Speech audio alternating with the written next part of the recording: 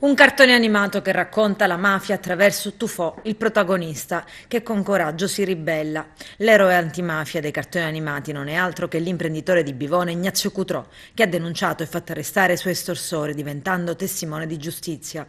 Cutrò che ancora oggi lotta ogni giorno per avere riconosciuti i propri diritti, nonostante le minacce e gli attentati che nel corso degli anni hanno messo in ginocchio la sua azienda, il protagonista non molla. Un cartone che non è dunque una favola, ma una storia vera, che attinge a fatti di cronaca.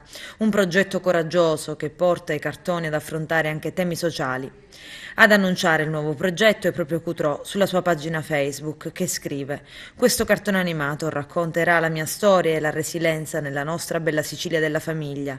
Scelte normali di persone con idee chiare, lo abbiamo fatto per dignità di tutti, conclude, dobbiamo essere partigiani della legalità.